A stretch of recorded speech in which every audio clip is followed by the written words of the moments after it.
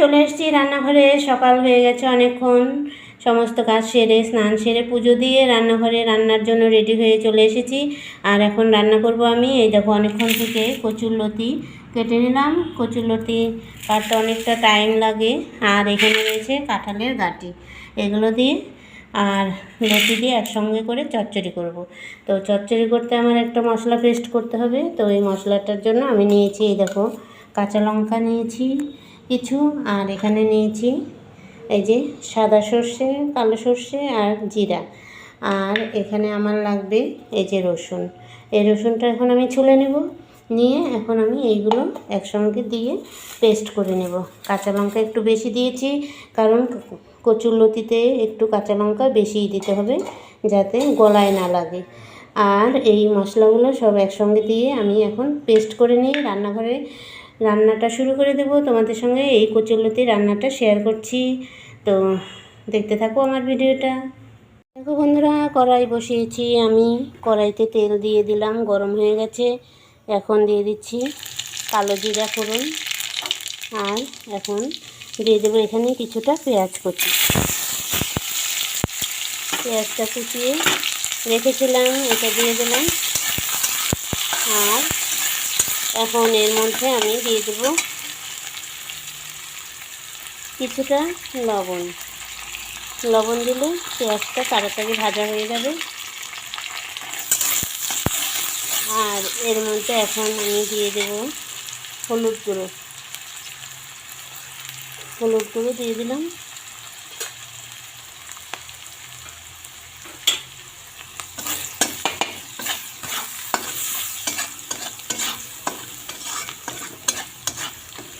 পেঁয়াজটা ভাজা হয়ে গেছে। কাঁঠালের বিচিগুলো কেটে রেখেছি, এই যে দিয়ে দিলাম।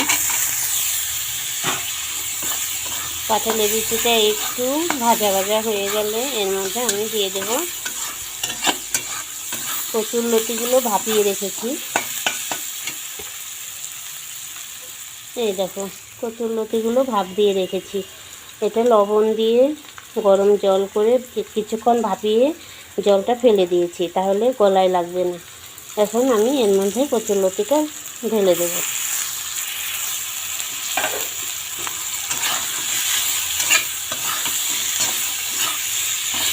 তো কচুরলতি একটু ভাপ দিতেই হয় গরম জলে, তো ভাপ দিলে আর কি খেতে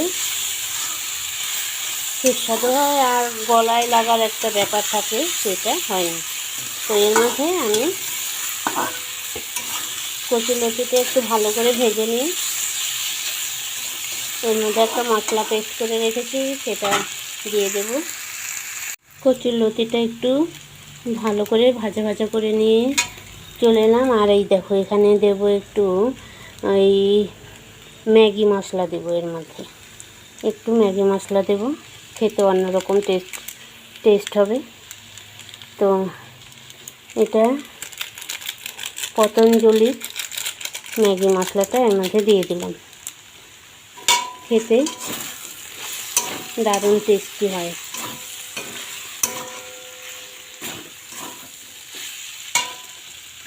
এখন এই যে মশলাটা পেস্ট করে নিয়ে এসেছি, মশলাটা এর মধ্যে দিয়ে দিলাম।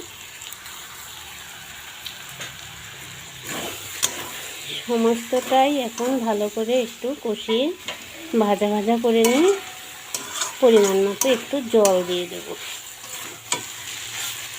এইভাবে রান্না করে কচুরলতি এইভাবে রান্না করে খেয়ে দেখো, ভীষণ টেস্টি হয়।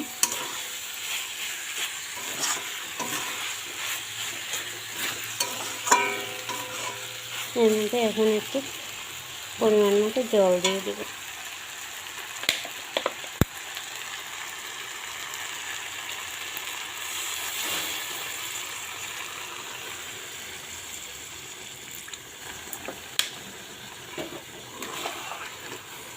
মাখা মাখা হবে চচ্চড়িটা।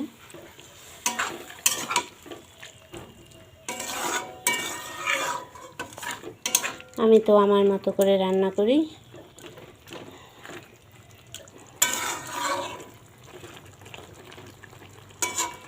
তো এইরকম মাখা মাখা থাকবে। তো একটু পরে চচ্চড়িটা নামিয়ে নিয়ে আসি। তো বন্ধুরা দেখো আমার কচুরলতি রান্না কমপ্লিট। এই যে মাখা মাখা কাঁঠালের গাঁটি দিয়ে কচুরলতি চচ্চড়ি হয়ে গেল। তো এইভাবে তোমরা রান্না করে খেয়ে দেখো, ভীষণ ভালো লাগে। আজকের মতো ভিডিওটা এখানেই রাখছি। তোমরা ভালো থেকো, সুস্থ থেকো। আর আমার কচুরলতি রান্নাটা তোমাদের কাছে কেমন লাগলো একটু কমেন্টে জানিও। আমি আমার মতো করে রান্না করি, এটাই তোমাদের কাছে একটু শেয়ার করলাম। ভালো থেকো, সুস্থ থেকো, আর আমার সাথে থেকো। টাটা।